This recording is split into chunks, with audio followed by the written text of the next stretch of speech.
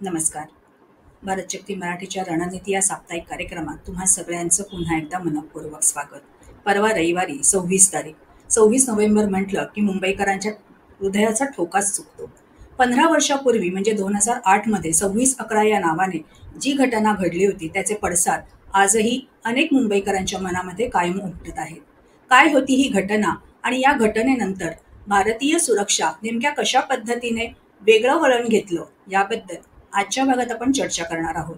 आणि यासाठी भारतशक्ती मराठीचे मुख्य संपादक नितीन गोखले आपल्यामध्ये उपस्थित आहेत. नितीन सर, आजच्याही कार्यक्रमात तुमचं मनःपूर्वक स्वागत. नमस्कार. नमस्कार आणि धन्यवाद. सर, 26/11 या नावाने ही घटना प्रसिद्ध आहे. 2008 मध्ये घडली, 15 वर्ष पूर्ण झाली. तुम्ही त्यावेळेला माध्यमांमध्ये काम करत होतात. तुमची प्रतिक्रिया काय होती?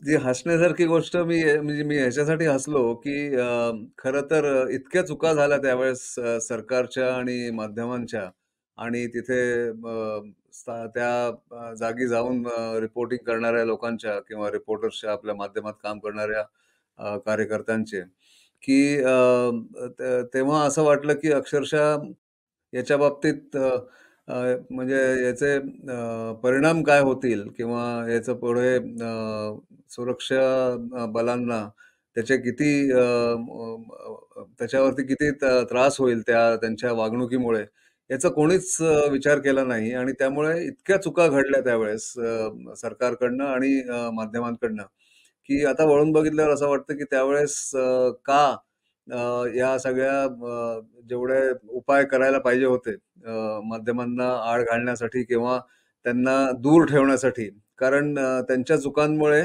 बऱ्याचशा गोष्टी त्या अतिरेक्यांना कळल्या. त्यांचे जे हँडलर्स पाकिस्तानमध्ये बसलेले होते, त्यांना बॉल बाय बॉल कॉमेंट्री सारखं अपडेट्स त्यांना मिळत गेले, आणि त्यामुळे त्यांनी अजून लोकांना मारण्याला त्यांना सुविधा झाली. तिथे ताज हॉटेलमध्ये, ओबेरॉयमध्ये, असं जेव्हा ते जवळजवळ 3 दिवस म्हणजे ही एक घटना सुरू होती, आणि हा हल्ला जो झाला होता, तो हल्ला 3 दिवस चालल्यामुळे त्याच्यात जे नुकसान झालं,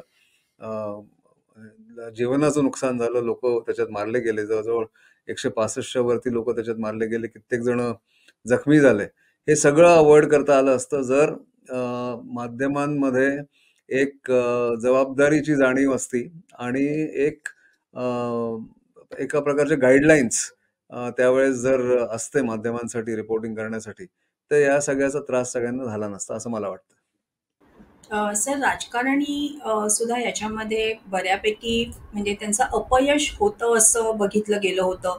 खूप वेगवेगळ्या प्रकारची वक्तव्य, म्हणजे थोडंसं जी घटना घडली आहे त्याचं भान कुठेतरी राखून त्यांनी बोलायला हवं होतं, अशीही प्रतिक्रिया त्यावेळेला उमटलेली होती.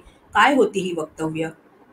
म्हणजे अगदी पहिल्यापासून सांगायचं तर म्हटलं थोडंसं मागे वळून बघायला पाहिजे, की याच्यात जे आधी आलेले रिपोर्ट होते, इंटेलिजन्स रिपोर्ट ज्याला म्हणतात, हे साधारण जुलै ऑगस्ट 2008 पासून RNAW, research and analysis wing, आपली जी बाहेरची संस्था आहे, हेरगिरी करणारी जी संस्था आहे भारताची, त्यांनी आणि मग बाकीच्या संस्थांनी, मुंबई पोलिसनी एकत्र काही त्याच्यातली जी माहिती आलेली होती ते एकत्र करून हे ठरवलं होतं की मुंबईत खूप मोठा हल्ला होऊ शकतो, आणि 5 स्टार हॉटेल्सवरती हा हल्ला होऊ शकतो, असं जुलै ऑगस्ट मध्येच एक बातमी आली होती किंवा रिपोर्ट्स आले होते. तर जवळजवळ 2 महिने त्यांनी ताज आणि ओबेरॉय सारख्या हॉटेल्सच्या बाहेर पोलीस त्यांना ती वाढवली होती, बंदोबस्त वाढवला होता. पण जेव्हा काहीच झालं नाही तेव्हा तो बंदोबस्त मागे घेतला गेला, हटवला गेला, आणि कमी केला गेला इनफॅक्ट. पण ती एक चूक झाली की ते फॉलोअप होत गेलं नाही, झालं नाही, आणि जे सांगितलं होतं आधी त्याच्यावरती अंमल केला गेला नाही. पटकन लोक कंटाळून त्यांनी हे पाऊल उचललं. पण त्याच्यानंतर जेव्हा ही घटना सुरू झाली, तर पहिल्यांदी प्रतिक्रिया मुंबई पोलिसची आणि रिपोर्टर्सची अशी होती की गँग वॉर सुरू झालाय. लेपोल्ड कॅफेमध्ये जेव्हा पहिल्या हिंसाचाराची बातमी आली की तिथे गोळाबारी झाली आहे, तिथे बंदुकी चालल्या आहेत, त्या ठिकाणी जेव्हा आलं तर पहिला रिपोर्ट असा होता की तिथे जे गँग्स आहेत मुंबईमध्ये वेगवेगळ्या, त्यांच्यामध्ये काहीतरी भांडण सुरू होऊन त्याच्यामध्ये गोळीबार झालेला आहे. त्यामुळे ते पटकन लक्षात येईना लोकांना की काय झालंय. त्याच्यावरती एक कंट्रोल आणण्यासाठी मुंबई पोलिसला पुष्कळ वेळ लागला. आणि त्याच्यामध्येच मग लोकांची वक्तव्य इतकी वेगवेगळ्या प्रकारची आणि हानिकारक वक्तव्य यायला लागली, की जर आपण सुरुवात केली अगदी वरपासून, तर तेव्हा भारताचे गृहमंत्री होते शिवराज पाटील. अ, ते साधारण 2:30-3 वाजता एका विमानात NSG कमांडोज बरोबर उतरले. कारण साधारण 10:30-11 वाजता हे लक्षात आलं होतं, की मुंबई पोलिसला मदत लागेल आणि त्याच्यात 3 अधिकारी मुंबई पोलिसचे एकत्र मारले गेले होते. ते 3 अधिकारी, उच्च अधिकारी एकत्र एका जीपमध्ये जात असताना त्यांच्यावरती अतिरेक्यांनी हल्ला केला आणि त्यांना तिथेच ठार मारलं होतं. हे आता सगळ्यांना माहिती आहे. तर तेव्हा लक्षात आलं की हे आउट ऑफ कंट्रोल जात आहे. म्हणून NSGचे कमांडो ते दिल्लीहून घेऊन आले. उतरल्याबरोबर त्यांनी माध्यमांना पहिला एक इंटरव्ह्यू दिला किंवा एक बाईट दिला. त्याच्यामध्ये त्यांनी म्हटलं की मी हे 250 कमांडो आणलेत माझ्याबरोबर. आता हे सगळं कंट्रोलमध्ये आणतील.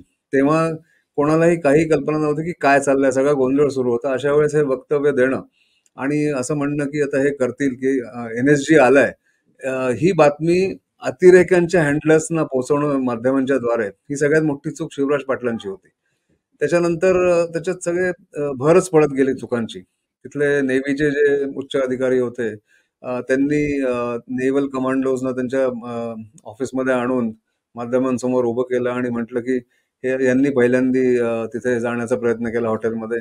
पण ते जे अतिरेकी आहेत ते खूप वेल ट्रेन्ड, मोटिवेटेड आणि प्रोफेशनल आहेत. म्हणजे त्यांना ते त्यांना त्यांचं प्रेज करायला लागले अतिरेक्यांचं. अशा वेळेस ते ऑपरेशन सुरू असताना हे करायला नको. ते त्यांनी केलं. एका उच्च पोलीस अधिकाऱ्यांनी म्हटलं की आम्ही एका पाकिस्तानी अतिरेक्याला जिवंत पकडलेलं आहे. अजमल कसाब शेवटी तुकाराम ओमलेंच्या त्या सॅक्रिफाईसमुळे आज तो अजमल कसाब त्यावेळेस पकडला गेला आणि पाकिस्तानची जे कारस्थान होतं ते उघडकीला आलं. त्यांनी जर आपलं जीव त्याच्यात दिला नसता, जीवदान केलं नसतं किंवा ते शहीद झाले नसते, तुकाराम ओंबळे जे कॉन्स्टेबल होते, तर वेगवेगळ्या प्रकारच्या कॉन्स्पिरसी थिअरीज, कारस्थानं कट रचला गेला भारतातच वगैरे अशा सगळे प्रकार त्यावेळेस म्हणजे त्यावेळेस बातम्या चालल्या असत्या. तर त्यांचं जीवदान त्यांनी स्वतःचं बळी देणं त्यावेळेस हे खूप महत्वाचं ठरलेलं आहे. पण पोलीस अधिकाऱ्यांनी तेव्हा म्हटलं की त्याला जिवंत पकडलं, जेव्हा ऑपरेशन अजून सुरू होतं. नंतर आर्मीच्या काही लोकांनी म्हटलं की आता आम्ही तिथे इतके-इतके लोकं आणतोय, अजून इतके लोकं तैनात करतोय. सगळ्या म्हणजे बातम्या देत गेले.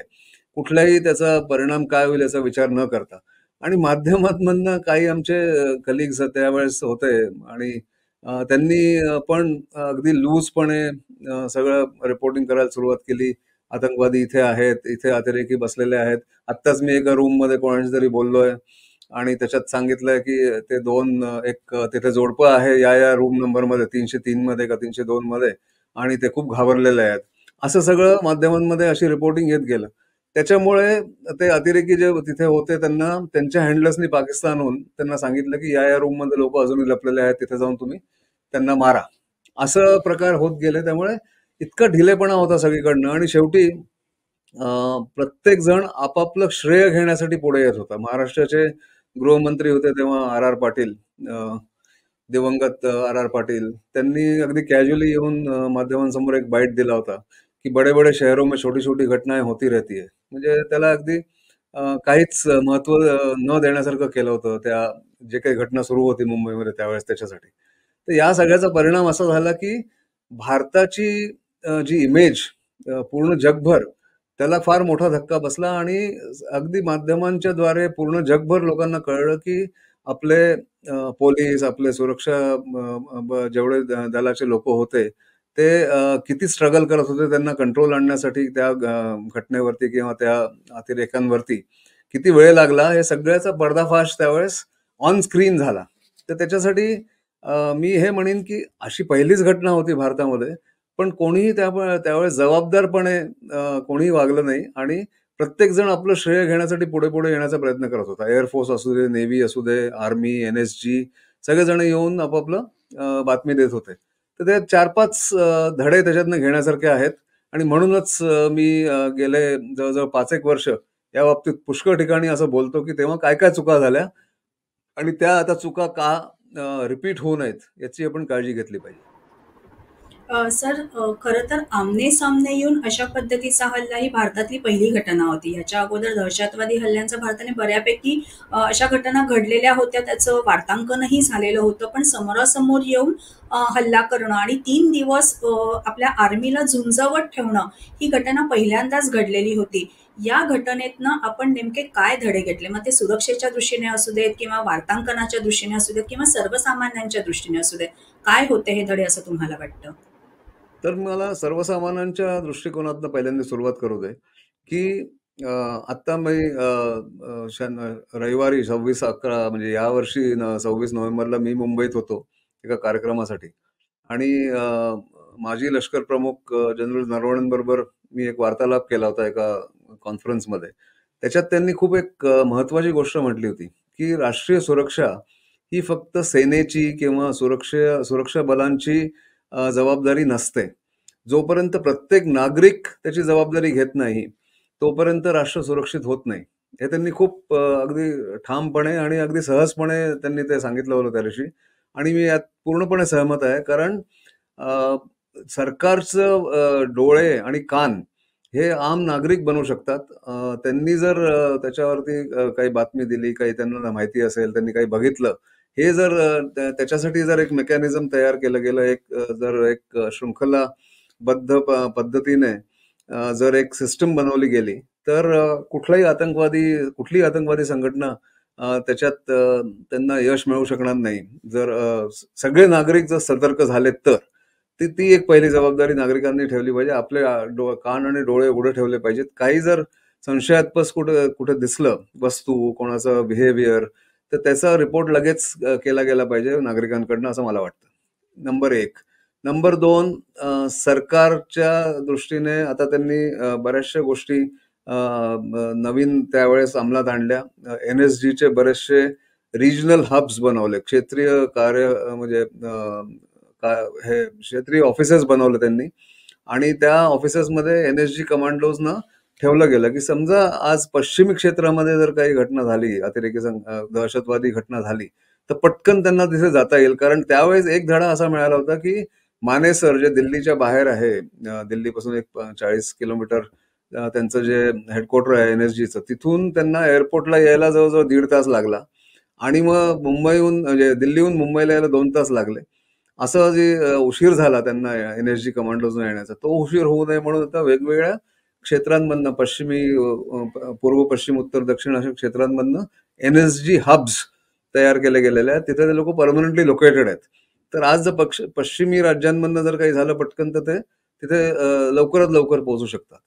प्रत्येक राज्य सरकारांच्या म्हणजे राज्य पोलिसांनी पण आपापली जबाबदारी जाणून घेऊन आता तिथे एक स्पेशलाइज्ड फोर्स एक तयार केलेला आहे प्रत्येक राज्यांमध्ये. आणि मुंबईत तर म्हणजे महाराष्ट्रात तर केलाच आहे. फोर्स 1 म्हणून एक फोर्स तयार केला गेलेला आहे, जो क्विक रिॲक्शन टीम ज्याला म्हणतात, जे पटकन पहिला रिस्पॉन्ड करू शकतो. एक जर रिपोर्ट आला पटकन, तर त्याची तयारी केली गेलेली आहे.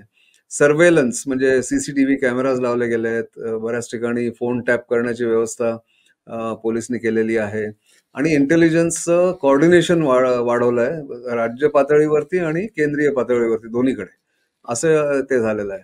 आणि तिसरं म्हणजे त्या घटनेतनं धडा घेऊन सरकारने त्यावेळेस एक कमिटी बनवली होती, की माध्यमातनं त्याचं कव्हरेज कसं व्हायला पाहिजे. एखादी दहशतवादी घटना जर होत असेल, तर त्या दहशतवादी घटनेचं कव्हरेज कसं व्हायला पाहिजे, की सारखं तेच व्हिज्युअल्स ते दाखवायचे, ते फुटेज दाखवत राहायचं लूपमध्ये किंवा लाईव्ह टेलिकास्ट करत राहायचं. ह्या सगळ्या गोष्टी जेव्हा तेव्हा बघितल्या गेल्या, त्या चुका झाल्या. त्या चुका आता अवॉइड करण्यासाठी एक गाईडलाईन बनवली गेलेली आहे, ज्याच्यामध्ये डिफर्ड टेलिकास्ट म्हणजे 20 मिनिटांनी ते फुटेज पब्लिश किंवा ब्रॉडकास्ट केलं जातं. दुसरं म्हणजे एक लाईन आखली जाते, कुठे जर काही घटना होत असेल तर याच्या पुढे माध्यमांनी किंवा कॅमेराच्या लोकांनी जायचं नाही. आणि तिसरं म्हणजे मुख्यतः की एक स्पोक्स पर्सन किंवा मुखपत्र एकच माणूस असेल आणि 10 लोकांनी त्याच्या बाबतीत बोलायचं नाही, असं ठरवलं गेलेलं आहे. आता त्याची अंमलबजावणी कशी होते आणि जर अशी घटना परत झाली, ती होऊ नये, पण अशी जर घटना झाली परत, तर त्याची अंमलबजावणी होते का नाही हे आपल्याला अजून बघायचं आहे. कारण तसं अजून तसा त्या प्रकारचा एवढ्या मोठ्या प्रमाणावरती हल्ला अजून भारतावर झालेला नाही आणि होऊ नये अशी आपली इच्छा आहे. कारण इंटेलिजन्स पण आपलं प्रिव्हेंटिव्ह इंटेलिजन्स खूप चांगलं झालेलं आहे. आणि जर आपण बघितलं 2014 पासून 2023 पर्यंत एकही मोठा दहशतवादी हल्ला भारतावरती होऊ दिलेला नाहीये. बॉम्ब ब्लास्ट पण जेव्हा जे पूर्वी व्हायचे मुंबईमध्ये, सुरतला, अहमदाबाद, बँगलोर, दिल्ली, वाराणसी सगळीकडे जे झाले होते 2003 ते साधारण 2014 पर्यंत, ते सगळे आता बंद झालेले आहेत. कारण आता केंद्रीय पातळीवरती पण वेगवेगळ्या प्रकारचे जे इंटेलिजन्स एजन्सीज आहेत त्यांचा समन्वय खूप वाढलेला आहे. सातत्याने त्यांच्यामध्ये संवाद सुरू असतो. त्यांच्यामध्ये म्हणजे इन्फॉर्मेशन एक्सचेंज होत असते, इंटेलिजन्स एक्सचेंज होत असतं. त्यामुळे बऱ्याच वेळेला आणि अतिरेक्यांचं काय आहे की त्यांना 10 वेळा प्रयत्न करून ते एकदा जरी ते त्यांना यश आलं त्या हल्ल्यामध्ये, तर खूप मोठं त्यांना यश त्याच्यात मिळाल्यासारखं होतं. आणि लॉ एन्फोर्समेंट एजन्सीज म्हणजे पोलीस किंवा सुरक्षा बलांनी जर 99 वेळेला असा हल्ला त्याच्यात परतवून लावलेला असेल आणि एक हल्ला जर त्याच्यातनं जो म्हणजे ते नाही थांबवू शकले, तर ते अपयश मानलं जातं. हे लक्षात घेतलं पाहिजे की त्यांना प्रत्येक वेळेस सक्सेसफुल व्हायला लागतं, पोलिसला किंवा सुरक्षा दलांना. अतिरेकी संघटनांना फक्त एकदा सक्सेसफुल झालं तरी त्याचा खूप मोठा प्रभाव पडतो आणि मोठा आपण त्याच्यावरती टीका करायला सुरुवात करतो. ही पण एक सद्य परिस्थिती आहे. पण एकूण असं सांगायला म्हणजे असं मानायला पाहिजे की गेल्या 10-12 वर्षात आणि 2008च्या हल्ल्यानंतर खूप बदल झालेले आहेत आपल्या कायदा आणि व्यवस्थेच्या त्या फ्रेमवर्कमध्ये. आणि इंटेलिजन्स एक्सचेंज होतात. ते मल्टी एजन्सी सेंटर म्हणून एक मेकॅनिझम सुरू केलेलं आहे, स्टेट मल्टी एजन्सी सेंटर, जिथे सगळीकडे अशा प्रकारच्या इंटेलिजन्सची देवाणघेवाण होते आणि बऱ्याचशा गोष्टी तिथे ठरवल्या जातात की कसं त्याला प्रिव्हेंट करायचं, कसं त्याच्यावरती त्यांना मात द्यायची अतिरेक्यांना किंवा दहशतवाद्यांना, हे सगळं ठरवलं जातं. त्याच्यामुळे आज जो आपण एक शांतीचा प्रकार बघतोय भारतामध्ये, तो या सगळ्याचा कारणीभूत आहे 2008च्या हल्ल्यानंतर झालेल्या रिफॉर्म्स किंवा त्याच्यात सुधार करण्याची जी एक प्रक्रिया सुरू झाली होती, त्याच्यामुळे हे सगळं झालेलं आहे, हे लक्षात घेतलं पाहिजे. सर, तुम्ही कमांडोजचाही उल्लेख केला होता, तर कमांडोजच्या प्रशिक्षणामध्ये त्याच्यानंतर काही बदल झालेले आहेत का, किंवा तसे प्रयत्न सुरू आहेत असं वाटतंय तुम्हाला? पुष्कळ प्रयत्न सुरू आहेत आणि पुष्कळ झालेले पण आहेत. आता ते जे NSGचे कमांडोज आहेत, नॅशनल सिक्युरिटी गार्ड्सचे, ज्यांचा पर्टिक्युलर रोल आहे काउंटर टेररिझम आणि काउंटर हायजॅक. म्हणजे एखादं विमान हायजॅक करण्याचा प्रयत्न झाला, त्याच्यावरती कशी त्याला कशी मात द्यायची, किंवा टेररिस्ट हल्ला झाला तर त्याच्यावरती कसं कंट्रोल आणायचं, या सगळ्याची एक नवीन व्यवस्था, नवीन ट्रेनिंग मॉड्यूल सुरू केलं गेलेलं आहे. आपले लोक बाहेर पण जातात, बाहेरचे लोक येऊन बरेचसे आपल्या लोकांना ट्रेनिंग देतात आणि आपले स्वतःचे पण काही नियम कानून बदललेले आहेत. मुख्य म्हणजे मरीन पोलीस, म्हणजे पूर्ण भारतीय जेवढा कोस्टल जेवढे एरियाज आहेत, 7,000 किलोमीटरची आपली तट आहे भारताचा, समुद्री तट आहे. त्या समुद्री तटावर जेवढे राज्य आहेत, त्या राज्यांमध्ये मरीन पोलीस म्हणजे समुद्र प्रहरी किंवा कोस्ट गार्ड आणि नेव्ही यांच्यामध्ये पण आता एक समन्वय वाढलेला आहे. त्यामुळे जशी ती बोट MV कुबेर ह्याच्यातनं अरेबियन सागरातनं मुंबईत त्याचा शिरकाव झाला आणि तेव्हा कोणीच थांबवलं नाही, कोणी लक्ष पण दिलं नाही त्याच्याकडे, तो जो प्रकार झाला होता, तो आता होईल असं वाटत नाही मला. कारण आता तिथे खूप बारकाईने लक्ष ठेवलं जात आहे नेव्हीकडनं, कोस्टगार्डकडनं, मुंबई पोलीस किंवा मरीन पोलीसकडनं. नुसतंच मुंबईतच नाही किंवा महाराष्ट्रातच नाही, तर गुजरातमध्ये, केरला, कर्नाटका, तामिळनाडू, आंध्र प्रदेश आणि पुढे ओरिसा आणि बेंगॉल, या पूर्ण तटीय ज्याला राज्य म्हणतो आपण, त्या सगळीकडे तिथे आता भरपूर अशी व्यवस्था केली गेलेली आहे अशा प्रकारची की पटकन शिरकाव न डिटेक्ट होता कुठल्याही बोटीचा किंवा इलिगल आर्म्सचा होईल असं मला वाटत नाही. तर ही सुधारणा अगदी प्रशंसा करण्याजोगी आहे. आणि 15 वर्षानंतर का होईना आज आपण अशा परिस्थितीत आहोत की आज असं म्हणता येईल की जसा मुंबईवरती हल्ला झाला होता 2008 मध्ये, तसा होण्याची शक्यता आता जवळजवळ नाहीशी करण्यात आलेली आहे. पण जसं मी म्हटलं, की अतिरेक्यांना फक्त एकदाच यश येऊ लागतं. जर त्यांना म्हणजे लोकांमध्ये दहशत करायची असेल तर आणि सुरक्षा बलांना प्रत्येक वेळेस 100% सक्सेस लागतो प्रिव्हेंट करण्यासाठी. हे हा जो एक आव्हान आहे सुरक्षा दलांच्या समोर, हे आव्हान सातत्याने राहील आणि हे सगळ्यात कठीण आव्हान आहे हे लक्षात घेतलं पाहिजे. सर, जसं तुम्ही म्हणालात, की सुरक्षा बलांना सातत्याने यश मिळवणं हे गरजेचं आहे, ती आव्हान आहे. मात्र हे आव्हान जर त्याच्या सामान्य नागरिकांची थोडीशी साथ मिळाली, त्यांनी जर आपले कान आणि डोळे उघडे ठेवून जर पोलिसांपर्यंत त्यांनी बघितलेली माहिती किंवा संशयास्पद हालचाली जर पोहोचवल्या, तर खऱ्या अर्थाने ही सुरक्षा बलं सुद्धा अतिशय कार्यक्षमपणे अजून काम करू शकतील किंवा पुढे संभाव्य घडणाऱ्या घटनांवरती आधीच कंट्रोल आणता येऊ शकतो. मात्र यासाठी सगळ्यांनी एकत्रितपणे काम करणं हा एक मोठा धडा मला असं वाटतं 26/11च्या या घटनेतनं आपल्याला मिळालेला आहे आणि त्या दृष्टीने सरकारचे प्रयत्न सुरू आहेत. ही माहिती सुद्धा खूप महत्वाची आहे. तर मी या सगळ्या माहितीबद्दल सगळ्या प्रेक्षकांच्या वतीने खूप खूप आभार सर. धन्यवाद. नमस्कार. नमस्कार. प्रेक्षक हो, आजच्या भागात मिळालेली माहिती तुम्हाला कशी वाटली ते कमेंट्सद्वारे आमच्यापर्यंत नक्की पोहोचवा. त्यासाठी काय करायचंय, भारत शक्ती मराठी या यूट्यूब चॅनलला लाईक करा, शेअर करा, सबस्क्राईब करा. याशिवाय इतर सोशल मीडिया प्लॅटफॉर्मना सुद्धा तुम्ही फॉलो करत असाल अशी आम्हाला आशा आहे. भेटूया पुढच्या आठवड्यात एका नवीन विषयासह. तोपर्यंत नमस्कार.